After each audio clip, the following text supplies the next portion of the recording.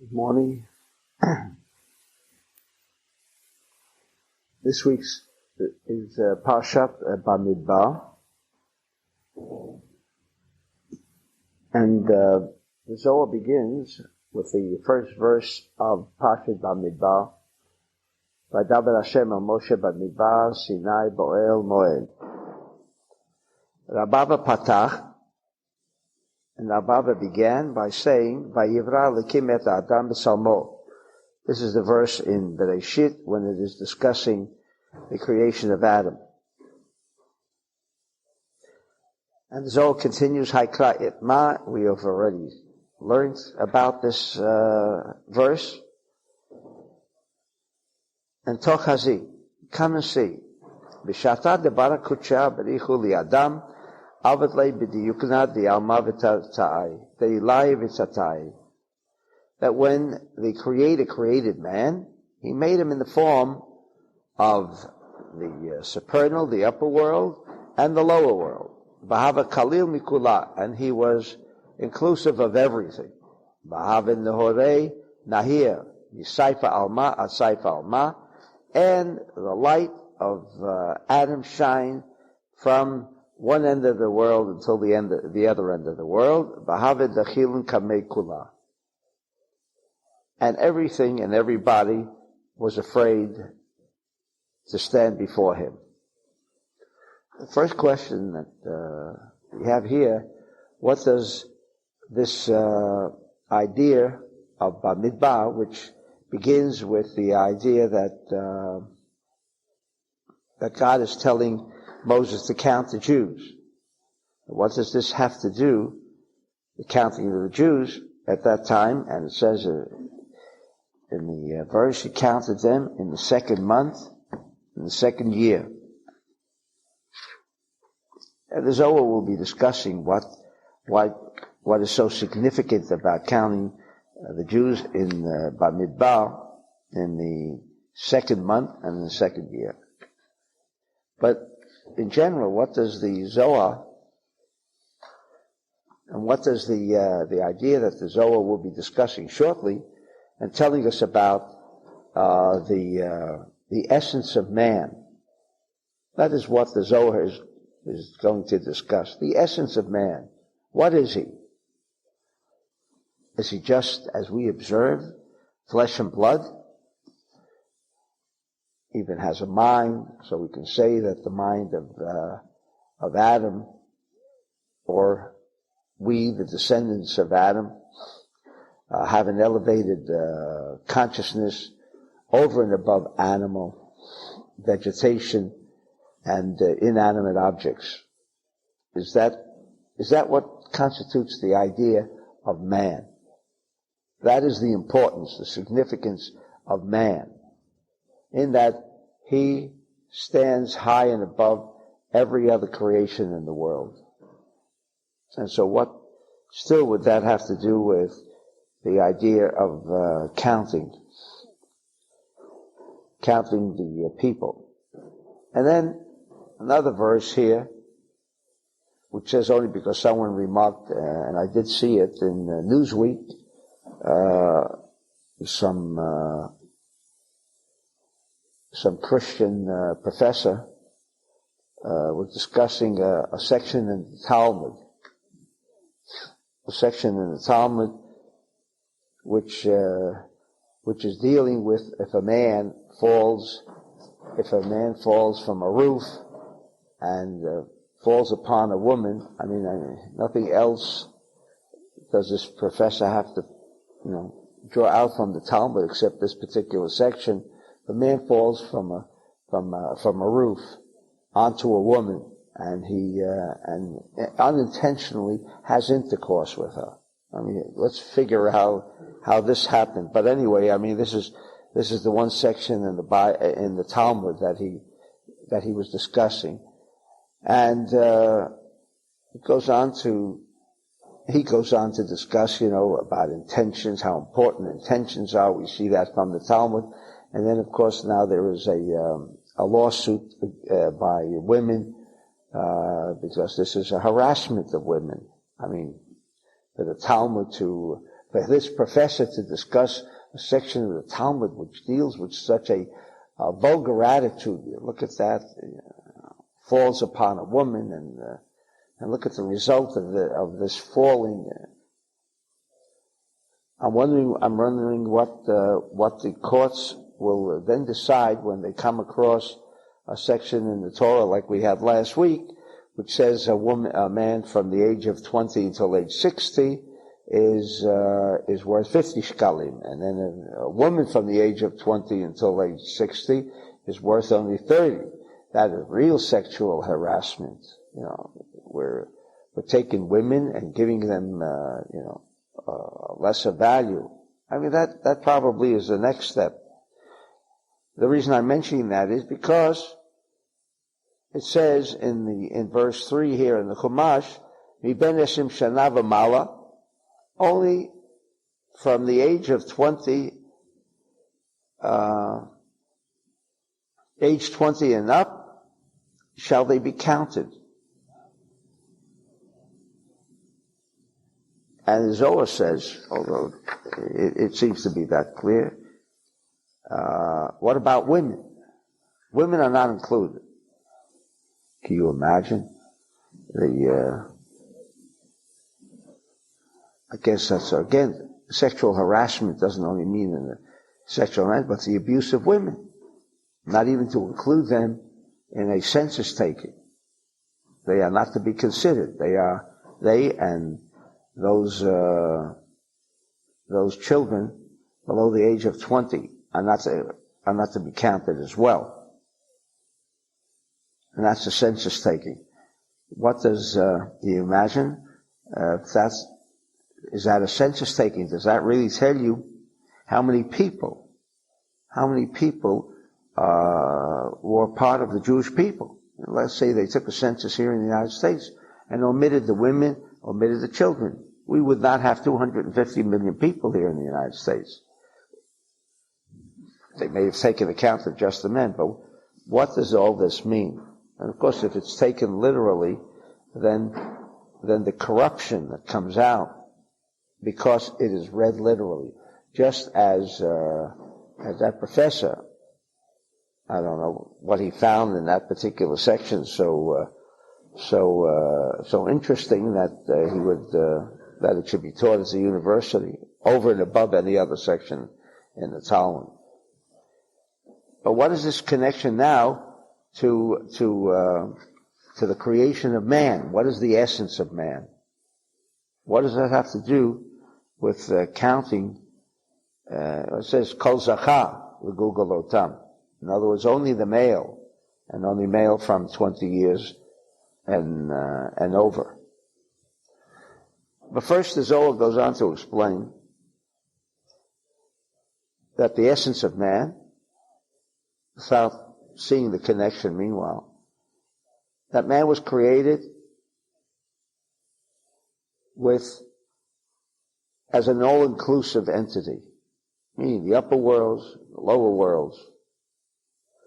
What does it mean by that? And because of this all-inclusivity, his light shines from one end to the other. But that is the essence of man. That's what the Zohar says. What does it mean that he contained the light force that's shown from one end of the world until the other end of the world? What does that mean, one end of the world to the other end of the world?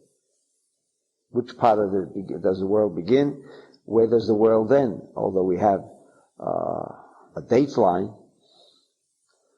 that was established as to where time will begin. While here in California we're discussing Monday morning when you pass the dateline, you're talking about the evening. You're talking about going into the next day. And yet here we're only beginning the Monday morning, and they're considering now Tuesday. So did the Torah have in mind the dateline? Of course not. then what does the Zohar mean? But to tell us that he was an all-inclusive of a light that knows no boundaries. A light that knows no boundaries, meaning it is not limited. It also means that there's no beginning and no end. So when he said from one end of the world to the other end of the world, meaning that, well, where's the end and where's the beginning? There is no beginning. There is no end of the world.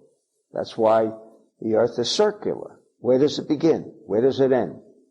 Yes, we can say that Israel, which it is, the energy center of the world, the center point, the Kuda Amsait, as the Ari describes Jerusalem. The Kuda Amsait, it's the center, it's the focus. But that again doesn't mean it's the center of the world and the rest of the world stretches out from either side. This is not the idea. Idea is, it is the point by which the light force of God becomes revealed. Its presence is felt. So therefore, when the Zohar describes the creation of man in the image of God, what is the image of God? Is he like a man? Does he look like us? Of course not. You know, God is not in any form. And when we discuss God, we're not even discussing God. Even the word Elohim is a consciousness. It's not a man, it's a consciousness, because we, thank God, we've come into the 20th century. We've come into the latter part of the 20th century where the secrets of Kabbalah now are becoming revealed in terms that we can all understand. And that means that consciousness creates things. And we understand that. Rather than thinking that someone says, I built this company with my own two hands, that again is a satanic implication. Nobody builds anything with his two hands. Even a laborer does not build anything with his two hands. A laborer has to think first of what he's going to do. The hands ultimately manifest his thought, but at the same time, we understand that although there is nothing more than consciousness, and certainly consciousness is the highest level that we can experience in this physical world, the moment we begin to build something with our two hands, with our physical appearance, with our physical body, we begin to limit all of the consciousness that we may have thought, because the hands do not have the ability to make manifest all of the thoughts. The hands can do one step at a time. Again, the mind can focus and take in the entire structure as to the way it'll look and the way it should be built. The hands themselves, the physicality, even the plans of an architect, where we might say there we are closer to the idea of consciousness, still is limited. The plans on a drawing table is not the building. It doesn't even include all of the thoughts that should ultimately go into it, because no plan, no physical aspect can embody the consciousness of a person, etc. And certainly, if our consciousness, which also includes the light force of God, meaning our consciousness includes a force that has no limitation. Like we discussed on Shabbat, Yaakov rested on a piece of land, and God says, all of this land, meaning all of Israel, the land that you lie on. Well, how could he lie on all of the land of Israel?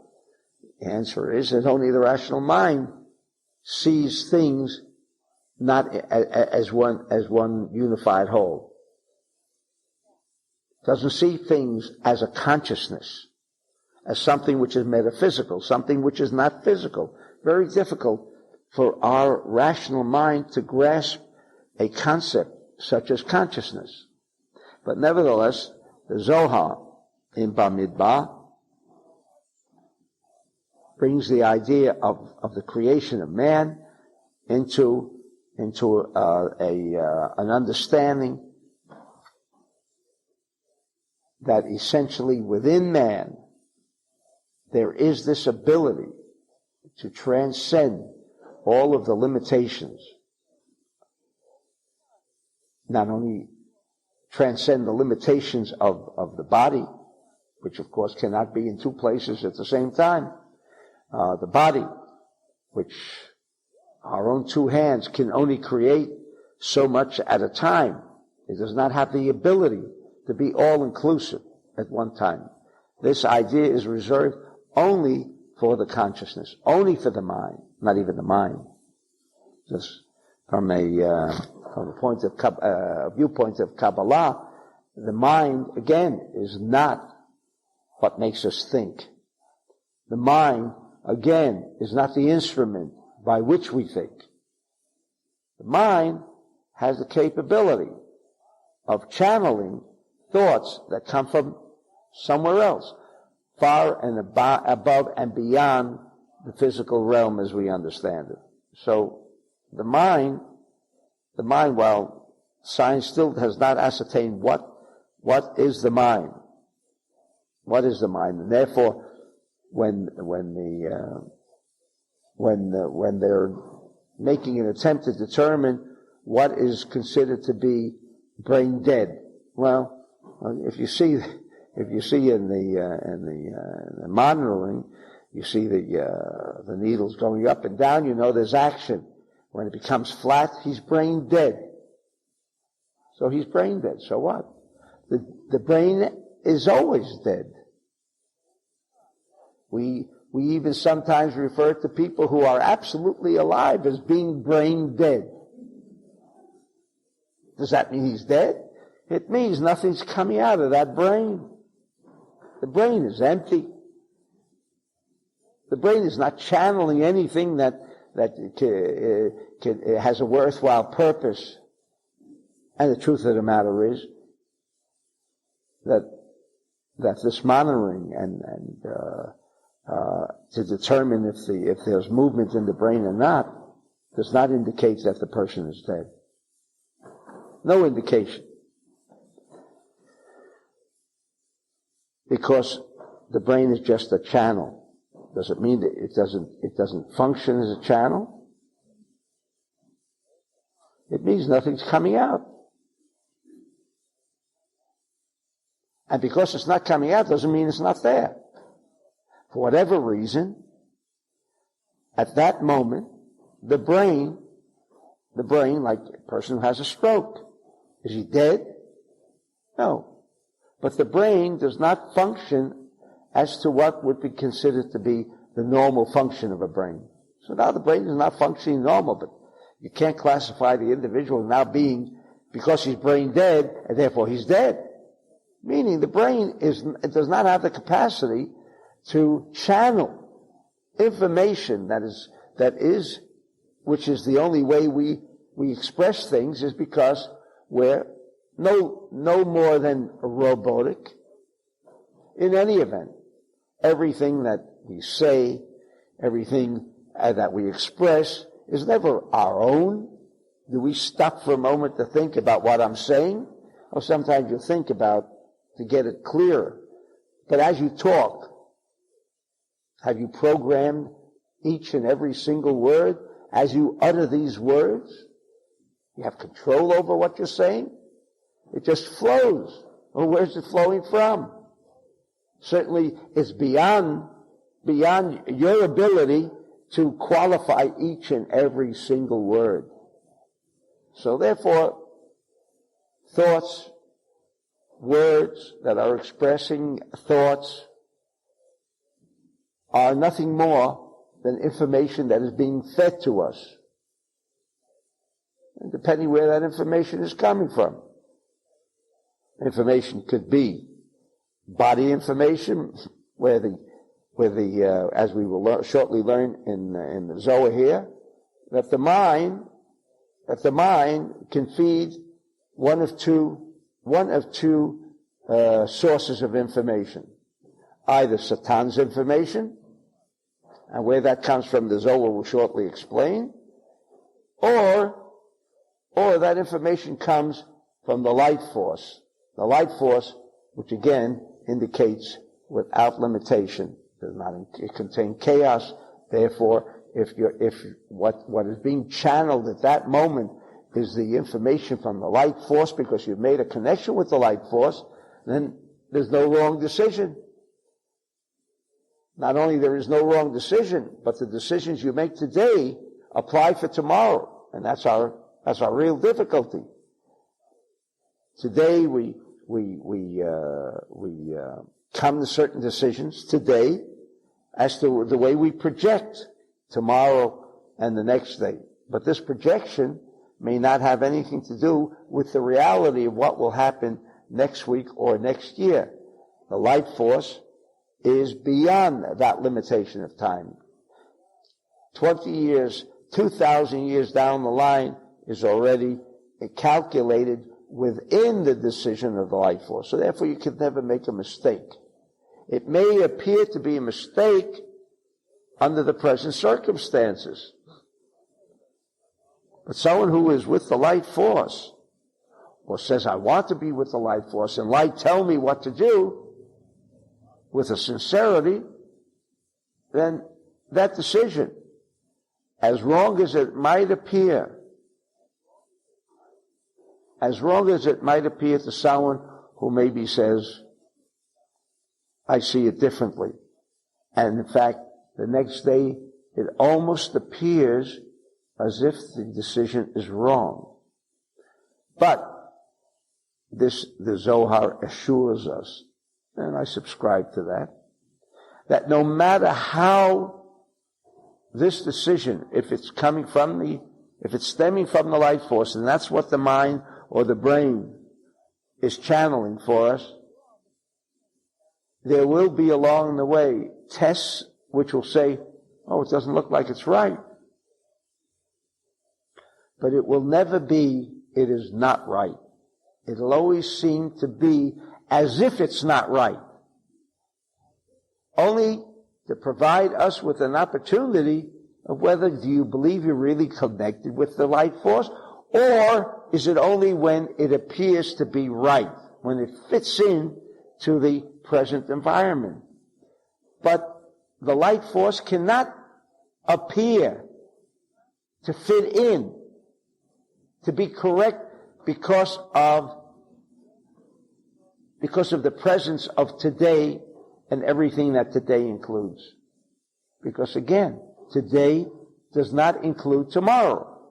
If you're discussing today, the light force does not include only today. Therefore, it could never become manifest as, well, it doesn't seem to reconcile with the facts that are going on today. And I made the decision last week, asking the light force to give me the right decision, and next week, or 2 weeks, or 3 weeks, it seems like it was the wrong decision. It will be the wrong decision if you change it.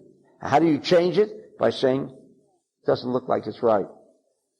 So therefore, we understand what from the Zohar, that who determines if the decision is correct or incorrect? The light force? We do. The moment we think that when we had appealed to the light force to provide a decision, the light force which does not have limitation, we appeal to the light force to give us that information, because we have recognized that the ego, me, never, not occasionally, never can provide light force information. And no matter how right it looks, no matter how brilliant it looks, once it has originated with even, like the Zohar says, a little semblance, a little aspect of ego. I'm not talking about a big ego. Now we're talking about this individual who's been developing now his spirituality to a point where he almost has no ego. He doesn't want to consider that anything that emanates from this being has to do with me. It always comes from outside. It's always either Satan chas v'shalom, and therefore we make every effort to be sure that Satan, by our negative activity, should not become manifest with his consciousness, but rather we make every effort to be sharing, and that's the only real connection with the light force, because what is the essential character of the light force? Sharing. There is no desire to receive in the Creator. So this is our only option. There is no other option. You want to connect to the light force. You want to connect to infinity. You want to connect to an aspect that is beyond limitation. There must be an aspect of sharing. The greater, the more often the sharing, the greater the opportunity to have the flow of the light force coming through. And when that light force comes through, no matter what everyone tells you around you, how wrong that decision was, and I've had that many a time, that it was the wrong decision. As long as you know that you're coming from the right space when you made that decision is never wrong. That's sometimes wrong. Never wrong. Never wrong. But when you begin to depend upon your own faculties and your own wisdom and your own intelligence and your own consciousness, then know that beyond any shadow of a doubt, Murphy's law exists for you. And what does Murphy's law say? That if anything can go wrong, it'll go wrong. But more than that, Murphy said that if there are 4 options of it going wrong, the one that will create the greatest amount of havoc and disorder and problems and troubles, that's the one that's going to become manifest. Not even the lesser of the 4. There's no logic to that. No logic. I'm sure he didn't understand what he was saying either, but that was the message. The message is that if it's not light force talking through you, and therefore it has no room with ego. You're talking about God, now you're talking about me. How can you talk about God? You imagine God sitting next to me and I say, God, you know what I think? I think we ought to do it this way. I mean, it wouldn't dawn upon us for a moment to tell God, who is all-inclusive, and that's what he's talking about. How are we created in the image of God? Nothing to do with any aspect of physicality. We were instilled with God. And that's why the Zohar has to say, Dilai v'tatai. Now it means not only the level of existence, which is the supernal, the upper level, but even the lower level. What does it mean, even the lower level? That even in this level of physicality, that we believe that things are fixed. Things are fixed today in the 20th century physics. That what has become a physical reality can be changed. We see that throughout the Torah. Rivka didn't have no female organs. And a miracle happened. But no miracles happened. Yitzchak prayed. Whatever he did, and of course praying means the way we pray here. And he created female organs. But Yitzchak knew that man has this ability. But to have that ability, you must be part of God. You must act like God. And there are no games you play with that consciousness of God. You have it, you make use of it, but it has requirements, it has rules. You can't steal and say that now I want to make manifest the light force of God. God doesn't steal. Why doesn't God steal? Because God is a spiritual person. God doesn't steal because he's a good person. No. God doesn't steal because stealing means I need something. So how could the thought of stealing enter into the mind of God?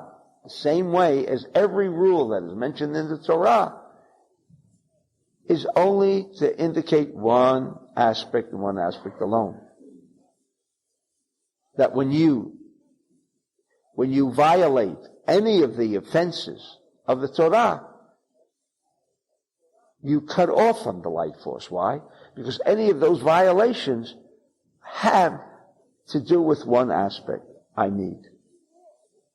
Once you say you need, you're not part of the life force. If you say I don't need because I have it all before I have it, then why are you going to steal? Why is someone with an ego? And I say ego because again, Rabbi Ashlag says that's man's death knell. It's the only thing that man really has to worry about is when his own I comes into the picture. Why do you have an ego? You need recognition. You need people to recognize who you are. So you have a need. It's that simple. But that's more than I need a piece of bread. Now you're talking about a need that goes beyond the physical realm. Now you're going into the area of consciousness. Now you're placing needs into an area where that consciousness says you have everything. It's such a blatant contradiction.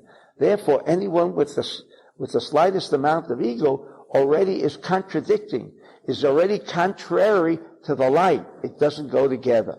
It doesn't go together. This is what man was inclusive of. Meaning, every aspect of physicality. When it's right, how do you know it's right? Not you decided it's right, but the light tells you it's right. The light tells you it's right. When the light tells you it's right, you make it happen. You make it happen. Is this a philosophical thought of the Zohar? No, of course not. When the scientists can say, this chair exists only because I decided I want to sit on it. The minute I get up on this chair, and we must remember that, the minute I get up on this chair, and I have no use for the chair doesn't exist. Does it go back to the factory? And to wait until the next person comes around and says, now I need the chair? Forgetting about how the rational mind will explain it. But if you get to a point where you say, so I don't understand it. Who doesn't understand it? The rational mind doesn't understand it. I know what the rational mind is about. That's Satan's ego, wanting to tell me how I want to understand. I don't want to have nothing to do with that aspect. Until such time, then our lives, as it has been for 2,000 years, must be involved with chaos. And that's why people want to talk to me about their chaos. And my answer today is going to be, some people want to discuss their problems. My answer is, why you discuss? You have no problems. He says, you don't understand. I want you to listen. How serious my problem is. I said, so now you're telling me about your ego problem. Go home and work on the ego problem. What do you want from me? Yeah, but I want you to help me resolve the serious problem. It's not the ego, no. The only problem you have is an ego problem. Because if it's a light problem, and you're connected with the light, then you have no problem. You have no problem. The problem must go away. So said science, and so said the Zohar 2,000 years ago, or let's even say 4,000 years ago. Avraham Avinu said that, but in a more abstruse manner. So this light, as we know, affects the whole body. Someone says he's sick. Someone says he's sick. Someone says he's sick. And he is sick. Someone has a serious ailment. Or even he's got cancer. Nothing could be more serious than cancer. I don't know why that's more serious than a broken arm. Well, because a broken arm, you can live with a broken arm. You can't live with cancer. So that makes it more serious. Well, from that perspective, yes, of course, this is life-threatening, and this is not life-threatening. But they both originate from the same idea. That the mind, and certainly not the doctor, the mind. What do you mean the mind? When you draw the light force has a network of healing. There's nothing that we have to add. Nothing that we have to add to make this light force want to heal. The innate characteristic of the light force is what? The opposite of chaos. So it has the ability to remove chaos. Does a match have the ability to remove darkness in a room? Yeah, well, everyone understands that. Now, it's got to become so simple for us. We've been treating the light force, or God, in a way as if God out there does something. No, we do it. If there's a healing process that will take place, it is not God. Oh, is it? Yes, it is the light force of God that has this ability. But God wants to heal all the time. But you remember what the rule is? What you learned in Talmud Sefirot? Why are we here? So we can remove bread of shame. We have to make the effort. We have to earn this ability of the light force to work within us. So who's going to actually do the healing? Of course, God's power, the light force, does the actual healing. But it does not become manifest. It does not become part of us until we direct it to become part of us. And if we're involved in negative activity, negative action, then we tamper. What do you mean we tamper? We create obstacles, roadblocks. Picture this a light force as a network of trillions of highways. That's why it's a superhighway.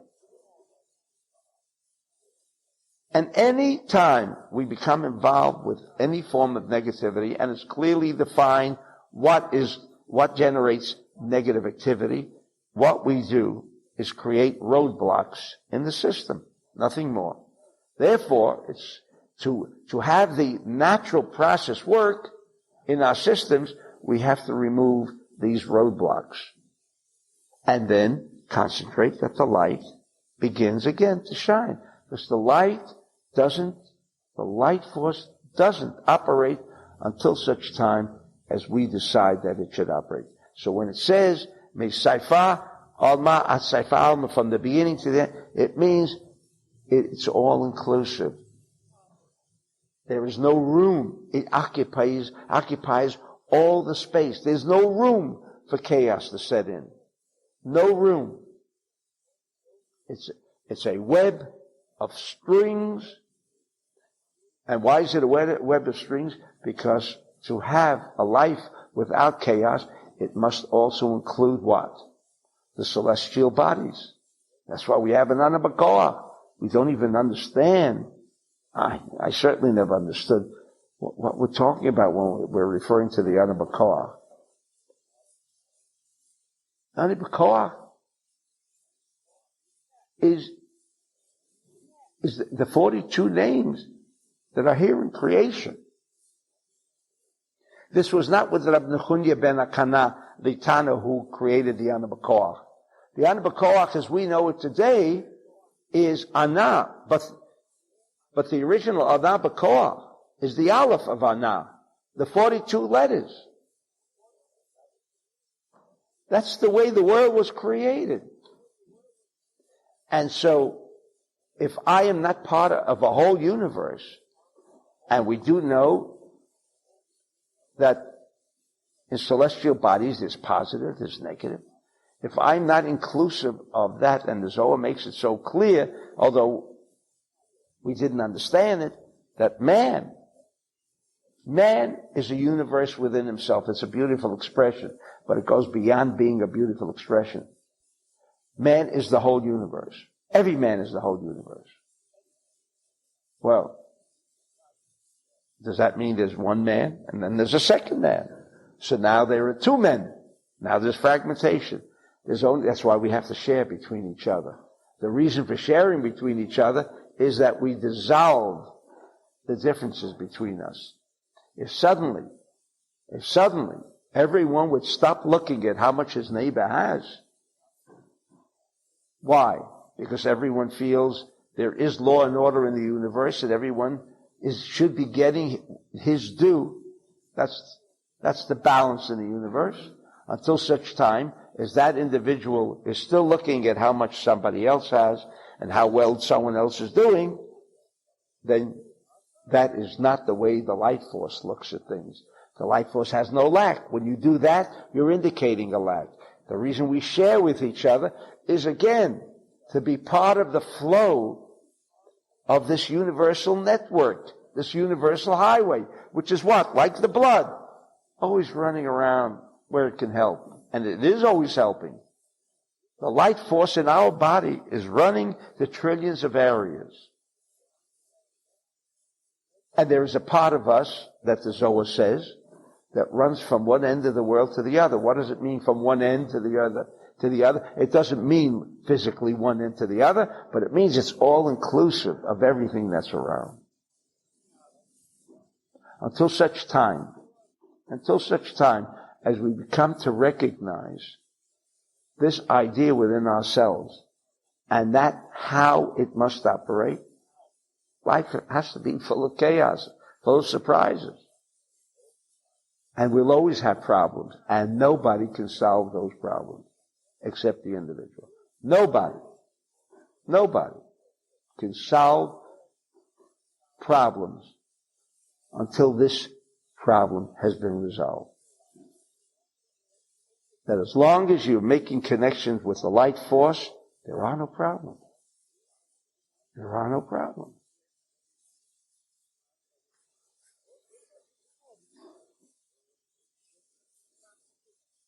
And then the Zohar goes on to say,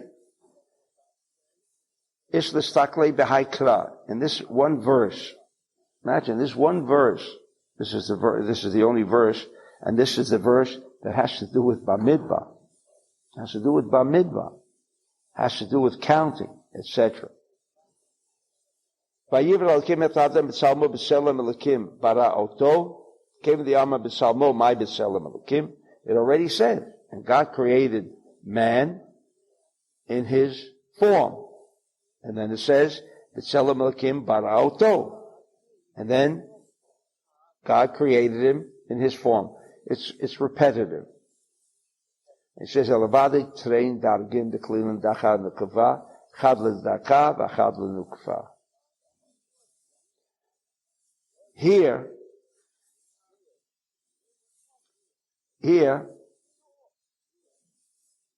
again, discussing the form of man, form of God. But we learned again in Talmud Esesfirot, in volume 5, that this activity that man possesses, always in need of doing things, etc., and so on, meaning there's action taking place. There's a flow of energy. Movement of hands is a flow of energy. The reason there's a flow of energy is because when God created us, He created us in the image of God. What does that mean? When we talk about the light force of God, we must understand we're talking about male and female. Male and female in a bulb. Male and female. Because there can never be an activity of energy unless there is male and female. That constitutes circuitry. And we know that today. That there is no circuitry unless there's a male and female. We know there's no growth of trees unless there's a male and a female. Without these two aspects, there is no flow of energy. Without these two aspects, the light force cannot connect. And therefore, for man to generate the same kind of energy as God, same kind, Because we are God. We are God.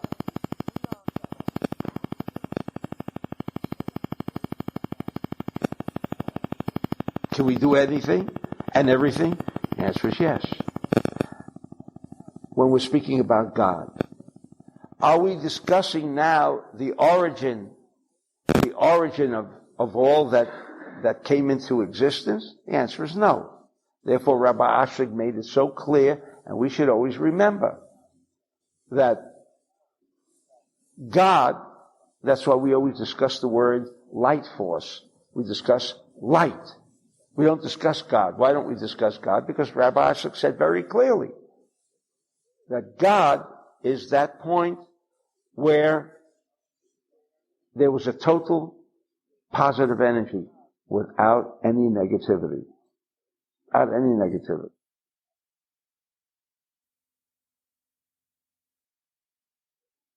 That's the source called God.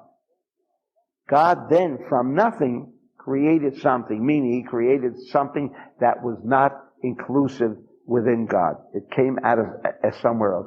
We do not have, the rational mind cannot grasp this. How could something come? Or what we call the desire to receive. Within God, there is only one aspect, one characteristic, the desire to share. Okay. Now, out of nowhere, out of nothing, meaning somewhere came this new concept. How could this new concept come if it doesn't originate within God? How does it come about? Well, as close as we can get to that idea is God had a thought, because His intrinsic characteristic is sharing.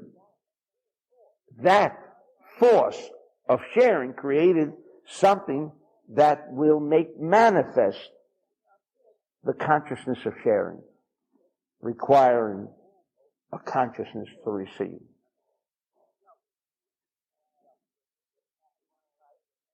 While there are many, many questions and much to be desired as to its total understanding, but this much is what the Zohar is telling here does come forth. That when we have an idea, we want to share. We want to share. And the only idea as to why I'm involved in any activity is because I want to share. But then man has to say, yeah, what about me? Don't I have to eat? Does my family have to eat? So again, if we can try, and I don't say it's easy because he's going to tell us that we have a problem. We have a peculiar problem that God doesn't have. What's our problem? We have a body. We have a body. We have a body that will tell us that when we want to act as a channel, whatever we're doing, we want to open up a business, we want to expand the business, we want to be the largest corporation in the world, to make the most money, only for the purpose of sharing. Only for the purpose of sharing. Not for me. Because God, when He shares, has no need for any aspect of the sharing, because there is no desire to receive. That when this individual thinks in terms of God, because he is God, meaning God, not the origin, but God with the characteristic of desire to share, then all of this abundance that is accumulating, is he part of the scene? It comes only naturally that when his activity is centering around about how he can help other people. Is he other people? He's like other people too. But this is not the foremost thought in his mind. This is not even, for Rabbi Shimon, this was never a thought. Well, what about having food on the table? Well, if everyone was provided for, didn't that include also his family? Did he have to think of his family in order to provide for his family? The answer is no. When you have a consciousness of sharing with the whole world, You know who that also includes? You. So that's the byproduct that does not require conscious thought. And therefore, when that happens, whatever your conscious thought dictates, that's what will happen. To the extent that there is no aspect of what I need, none whatsoever, because God doesn't have that aspect. To the extent that we create a similarity with God, that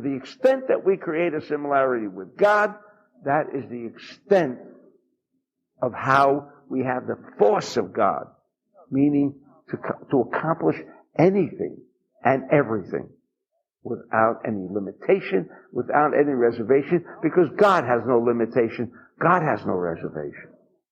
Very, almost like an impossible task. Can we, human beings, perform like God? Says the Zohar, yes. Because we are God. Meaning we contain that light force that removes chaos, like the match. It's a light that goes throughout the body, throughout the universe. That's why there's strings. The whole universe is connected. In essence, there is no empty space. We have the illusion that there is empty space. We have the illusion that if we don't take care of ourselves, ourselves won't be taken care of. If we take care of only considering others, that we are part of the others. That thought, says the Zohar, where did it originate? Da patsun havevade, and because now there must be male and female in the circuitry, that aspect of female brought about, and this is not to indicate that I'm not referring to this level where there are male and female. Therefore, the female aspect in this world is negative, and the male aspect is positive. That's not true, because in this level, says the Zohar now, Beit Patsufim Hayavadi, Zachar Nekeva, that every male and every female consists of male and female, because that's the light force of God. That's the circuitry of God. Each and every single male and female consists of these two qualities, male and female, as in a bow, because these two opposites is what creates the paradox of a flow of light. Because of that, now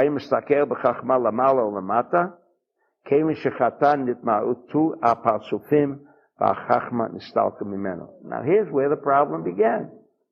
Before Adam sinned, there was no chaos in the world. The body, which he will shortly explain, originates from what? Earth. Where did the physical form of Adam come from? The earth. What is earth? If we can define earth, it has one obvious capacity, the ability of gravitation. That's the singular force in earth. When we were created from the earth, this idea of me, this idea of need originated. But as long as, says the Zohar, Adam didn't sin, as long as he didn't sin, then the force of positivity ruled over this body force. The light force was generating enough light that the body could not interfere with the flow. The body could not interfere. The consciousness of the body could not interfere. Meaning, the thought of saying, oh, wait a second, I need bread on the table. But the light was it was generating such an intensity of a force of light that there could not be an occasion where there will not be bread on the table. There never could be an occasion where the body would complain of an illness, of a cancer, of a broken leg. It was immediately mended. Immediately. Because once the light force is being generated, there is no room. And that's why we always have said in the classes, an x-ray shows up of a tumor. What does it show up? A black area. A black area. Why a black area? To indicate that there is an obstruction that we have created. And by the same token, we can remove that obstruction. Because we have this healing power within us. We don't exercise it. We leave it to the doctor to heal us. And yet he never heals us. You mean professionally, he can cut out the cancer, but he doesn't heal us. And if he removes the obstruction, does that mean the network of the highway? If you remove the obstruction, you remove a bad piece of road from the highway. Does that mean now you can travel the highway? You remove the broken section. There was an earthquake on Route 10, and now there's debris. Can't travel the highway. Now you remove the debris. What happened? Now you can travel over that highway? No. What about replacing the debris that was removed? What about replacing the chaos that was removed? It was not removed. That's not healing. That's not repair. It's part of the function of repair. But when you say the road has been repaired, it doesn't mean because I removed the debris. It's so simple. When you create the flow, the natural flow of this highway, that's exactly what we have to do in order to produce the flow. Not only how do you achieve that? Strike the match. Strike the match. The striking of the match or connecting with the light force should be more than sufficient. More than sufficient energy to remove any aspect of darkness there. Provided there aren't other consciousness that are telling you to go elsewhere. Says the Zohar. But when Adam sinned, what happened was, nitmaitu hapasufim, b'chachma nistalka mimenu. The light force of God, its presence became reduced. The feeling of its presence became reduced. That's all that happened. Its presence became reduced. And because its presence became reduced, now the body consciousness, which has one aspect alone, me, in whatever form it takes place, me. No longer can we think of we. No longer can I think of helping the whole world. No longer can I think of whatever I want to create is for the sake of the quantum. Not the me. Not how people will look at me as a successful businessman. All of the aspects of me disappear entirely. When you reach that consciousness, says the Zohar, you're back to being a creator. And as a creator, there is nothing in the world that you cannot traverse over and create that presence, and that presence removes every form of chaos. But when Adam sinned, what happened with that consciousness of the light, which originated because of the aspect of negativity, because of the aspect of female, again, just so it's not taken out of context, when we discuss female, we're discussing that aspect of desire to receive.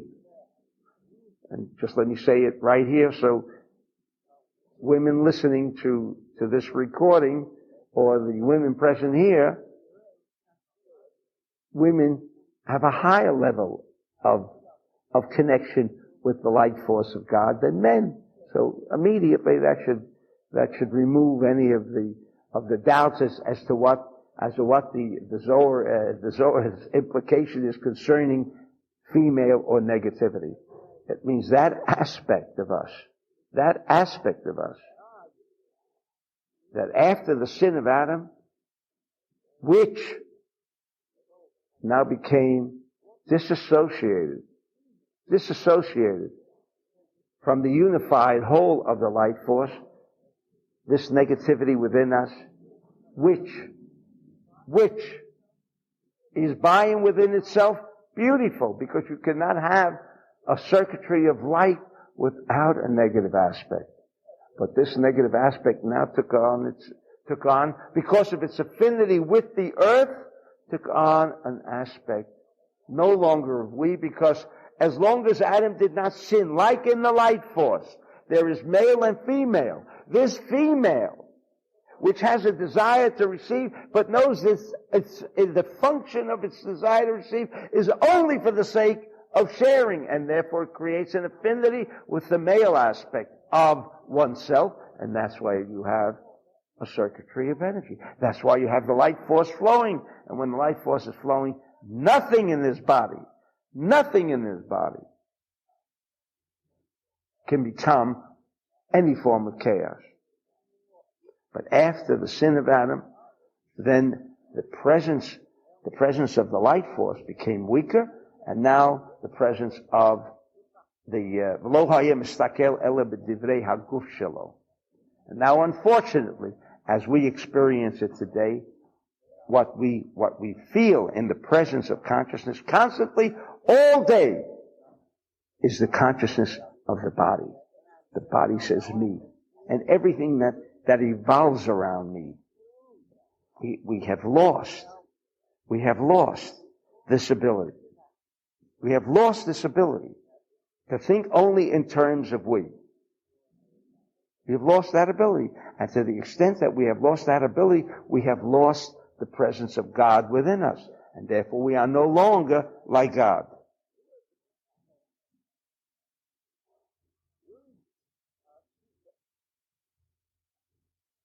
Alright?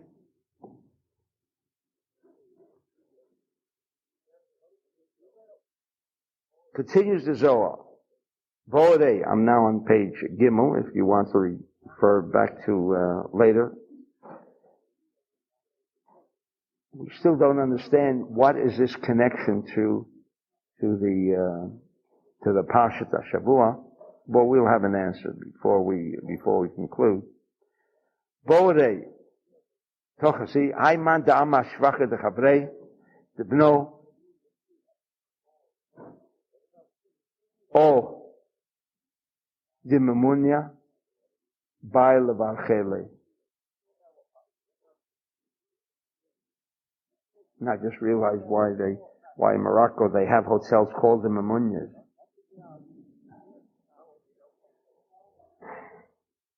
When someone says shvachim, when someone gives praise about his friend, about his children, about his money, tzarich levarcho lehodot al habrachot, and we have to, at that moment,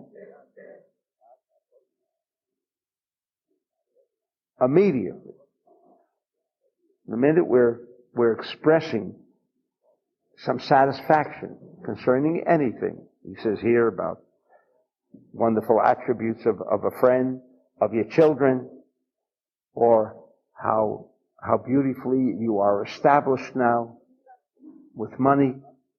We must immediately think and give thanks to all of these blessings. Okay.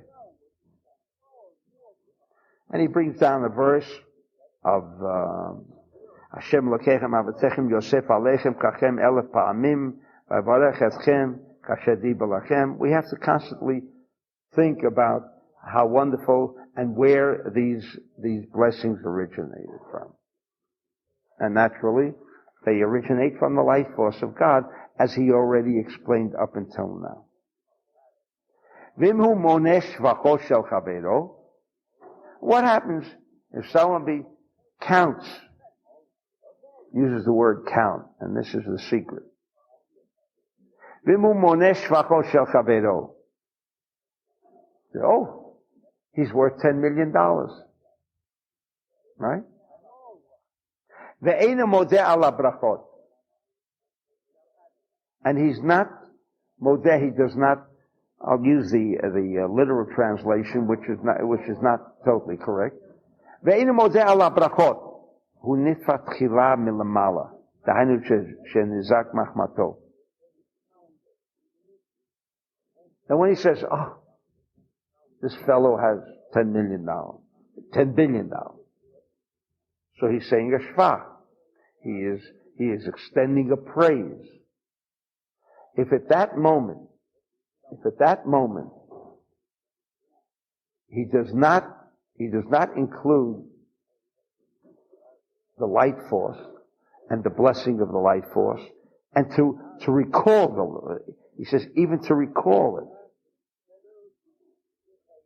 I'm just repeating meanwhile just the words of the Zohar. Then he himself will be caught up in the chaos first. And then, of course, if it's ayin hara, then, of course, unfortunately, his friend will be caught up before.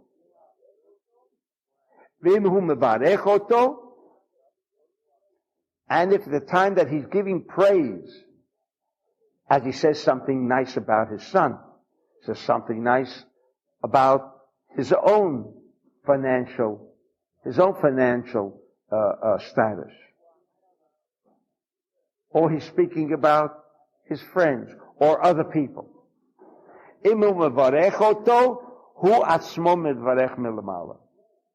when he extends a blessing, which we will shortly explain, but he extends a blessing as he provides this praise, as he counts someone else's money, The reason we say count, because he's now enumerating. And when he speaks about his children, he says, oh, children are wonderful, they've gone through Harvard, and they've gone through this, and they have acquired that, and they have this wonderful job, and that, all of the wonderful things that we say about our own children. And there is no an addition of blessing that person, because that's called counting. So we're beginning to see some relationship here. Because here we said that Bamidbar begins by counting. Counting. What does it have to do with creation? That was the obvious, the question we raised right at the beginning. What does this have to do with this? They're counting. So the Zohar will also say we won't have time for that, but the Zohar says, how did they count? They each gave money. They counted the coins. They wouldn't count the people.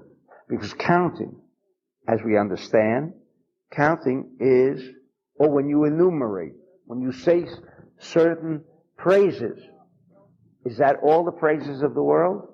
No. Because, how do you praise? You praise by virtue of speech. Speech originates where? Body consciousness? Or does the speech originate with the light force consciousness? There is no speech in light force. There's just an all-pervading force. What do you want to say? Oh, how wonderful this situation is, that. I mean, all the situations, even those that the rational mind doesn't even comprehend. Tomorrow, how do you speak about the praises of tomorrow? The rational mind does not see the tomorrow. That, according to the Zohar, is what is referred to here about counting. When they were counting the Jew. They were counting him, and counting only the male. If you remember, we said, what about and only from the age of 20. What about the females? What about the females? What about the children?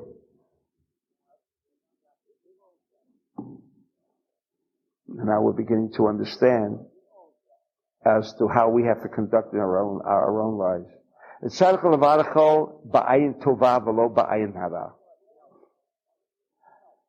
When, because the Zohar recognizes that we are living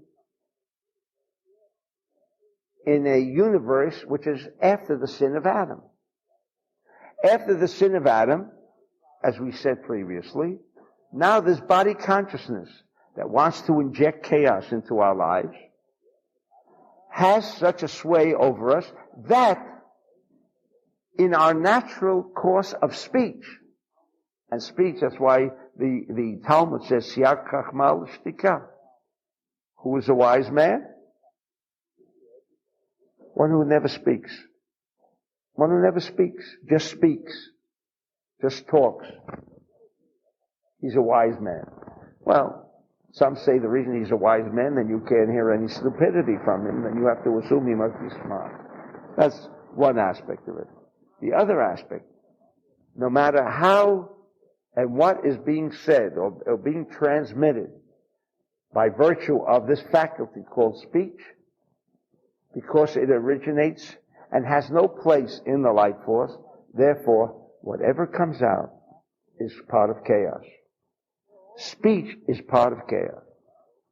Of course, speech in Torah, speech connecting with the letters of the alphabet.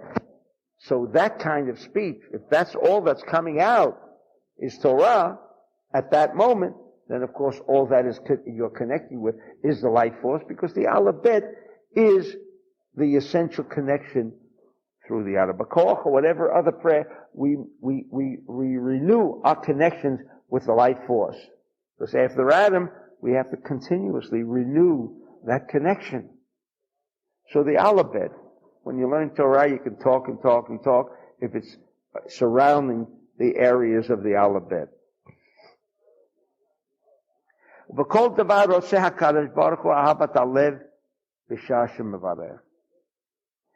And remember, the Zohar is not, because he made it clear, is not providing a manner of conduct, because this is the way a spiritual person should behave. If we do not behave this way, if we consider someone else's, even our own children, whatever praise we give, remember, it's praise with limitation. And when you have limitation, you bring with that limitation chaos. And so we, again, are responsible for our own chaos. Just as we said, we can be responsible for bringing only bracha into the home. We are responsible we alone are only responsible for removing the chaos from our home, because we are the ones that are responsible for it being there in the first place, because there's body consciousness.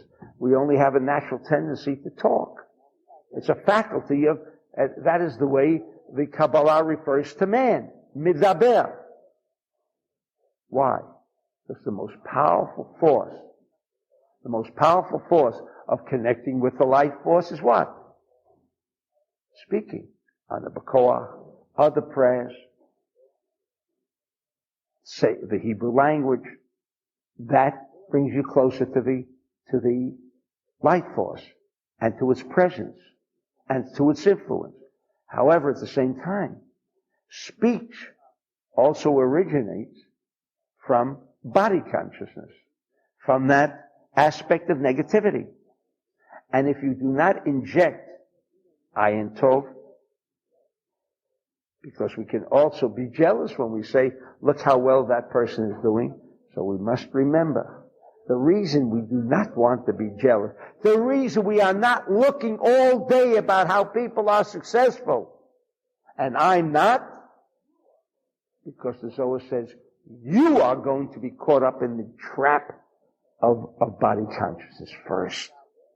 Not the other person. Not even the one that now you're extending ayin hara to. You will be caught up long before the other person. Long before the other person.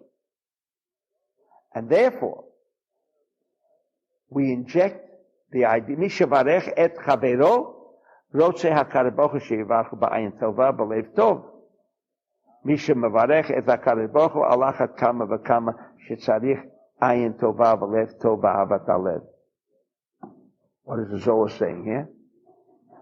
That when we even discuss, and this is what bracha means, this is what bracha means, injecting constantly the consciousness and the awareness that the light force is present. When you say, oh, how wonderful, he's made so much money. Oh, how wonderful, he has good health. And immediately, you inject the bracha. What is the bracha? Bracha is the presence of the light force. There is no bracha without the light force. So what do we do when we are mevarech? You make just a bracha? No. Yes, the bracha is first of all through the Hebrew language, but that bracha is to bring the consciousness of the light force present at that moment. Because if not, then the words become a limitation of that occasion or of that situation, of those circumstances, and you begin to create chaos. Remember, only we, this is not an act of God. This is how subtle each and every single day of our life is as comparison to whether there will be chaos or whether there will be bracha. And bracha is the constant consciousness that the light force is present. As you say, oh, how wonderful, my son, he does this, that, and the other thing. Only because, Baruch Hashem, that's why you say Baruch Hashem. Again, only the words Baruch Hashem says nothing. Baruch Hashem, that the light force is expressing itself. Always attributing it, always bringing in the consciousness of the light force of God.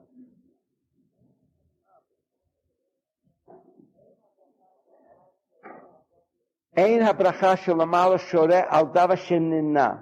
Bracha does not dwell. The light force does not dwell where there's counting of anything. How much money does he have? Oh, he has good health. Counting. What do you mean it's counting?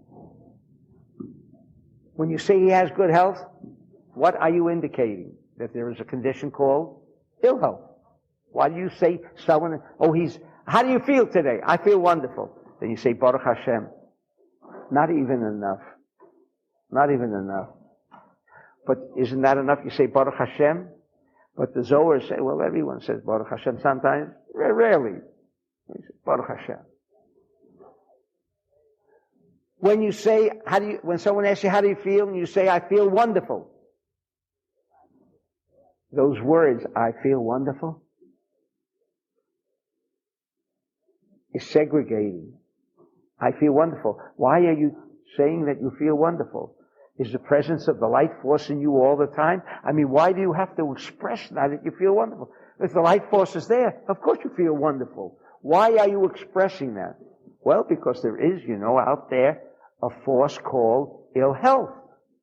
So these words are already inclusive. When you say that I feel wonderful, forgetting about adding the Baruch Hashem, but when you say just I feel wonderful, that is chaos. Because it's inclusive of an aspect that there is obviously ill health around them. Not why do you have to express the idea that you're in good health. How are you doing in business? Wonderful. As you say that I'm doing wonderful, that also indicates that maybe yesterday you weren't doing wonderful, or that out there is a consciousness called chaos. You bring the presence of chaos even into Shvach. When you enumerate, says the Zohar, when you mention even Shvach, forget about saying, oh, how do you feel today? Oh, I feel terrible, on the show. You feel terrible. Then you brought chaos in. When you bring chaos into your life at that moment, you say, I feel terrible. Are you supposed to say, never say I feel good? No, that's right. Always feel good. Always feel good. but I have a headache, but this, but that. Those are called enumerations.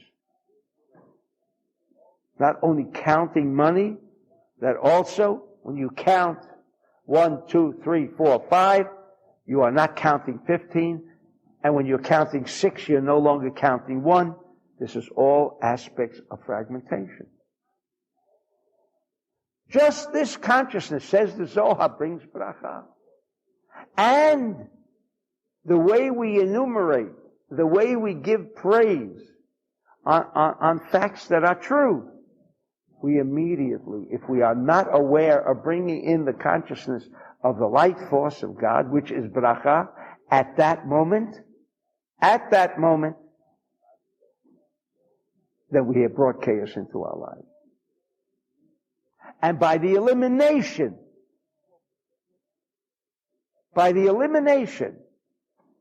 of chaos, anything that represents chaos, and even speech, unfortunately, more times than none, if we are not bringing it together with the idea of the light force of God, we are bringing chaos every minute of the day into our lives.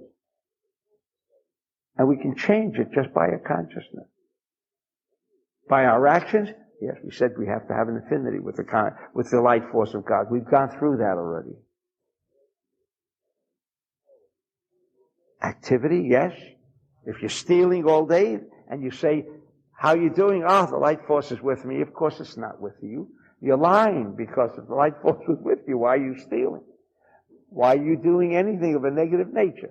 So we're not even discussing that aspect. We're discussing where now we are positive. Even there, we can destroy, chas v'shalom, our own lives. We can bring chaos into our own lives. And now we can understand what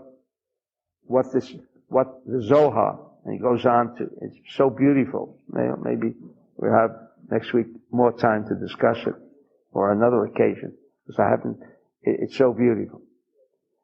But before we conclude, the Zohar began saying, when did this counting take place? When did God decide to count the Jews? In fact, what's beautiful is, it doesn't even say count the Jews. In Hebrew, there's a word for counting, lispor. Nowhere is it mentioned here. Nowhere is it mentioned. What it says is, Su'u et rosh kol adat b'nei Yisrael. Su'u. Vayhi bin soah ha'aron. We know the word su'u. Su'u means to raise. Raise. To arouse. When we open up the ark. Why do we open up the ark? We want to arouse. We want to activate. Activate. What? The energy that has been stored there. That's why we're opening it up. That's why we have this continuity of reading all the time.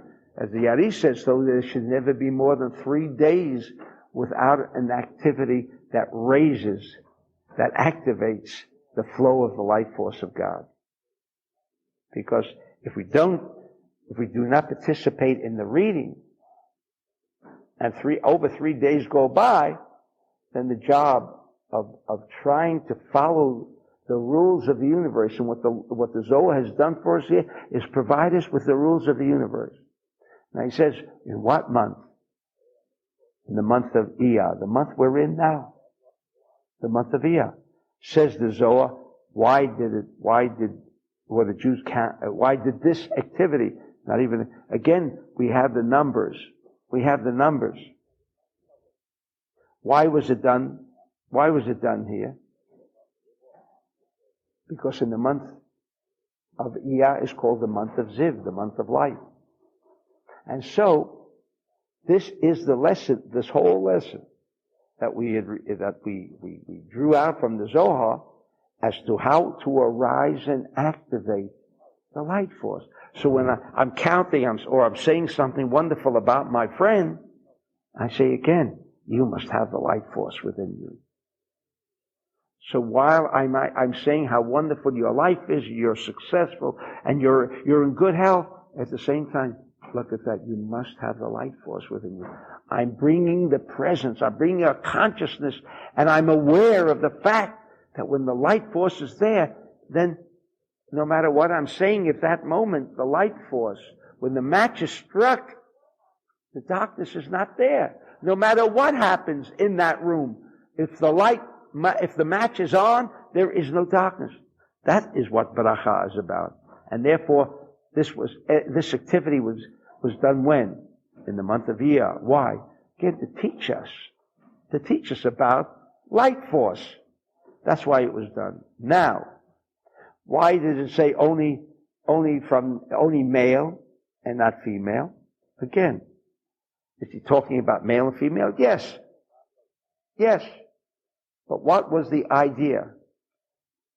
Because we learned that after the sin of Adam, what happened? The aspect of negativity. The aspect of negativity became embellished. The aspect of negativity now made its presence felt because the light force became diminished. And therefore, when it says only male, what is the Torah telling us? It's teaching us again. How did the Zohar know to say what it just said? How would he know that? How would he know about two parts and all of the entire discussion that we just had? How did the Zohar know that? Well, you've got to be a Rabbi Shimon, and to be a channel like Rabbi Shimon was that from such abstruse wordings of the Torah, and they are abstruse. Forget about the harassment of women. It says only male. Why only male? Because what we're referring to is that the male consciousness, whether it's female or male, but we want to arouse, with this reading, we arouse the male consciousness. And what is the male consciousness? That's the light force of God. Positivity, the character of the light force of God. What is female? Female, we said, is a necessary aspect, not a necessary evil, a necessary aspect of circuitry. However, when Adam became connected with the earth, now there became attached a necessary evil. Why do we call it a necessary evil? Because it is the only way that we earn the presence of the light force, being aware of the fact that there's a part in me that says only me. There's a part in me that says I don't want to be part of the community. The only consideration is me.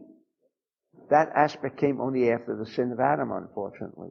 Before the sin of Adam, it was not a necessary evil, this negative aspect. Very positive. But this reading here teaches us the laws of the universe, that after Adam sinned, now the objective is to arouse, raise the consciousness of male as opposed to the dominance of female, generating and originating from the aspect of earth. Yezat Hashem, this month is the month of Iyar, that we begin to take these simple rules of the Zohar. Simple rules, they're not profound. That is, some aspects may be profound, but how to generate light force every minute of the day? Be conscious. Whatever you're saying, be conscious of what you're saying. And if there is even praise, bring the light force back into your life. Amen.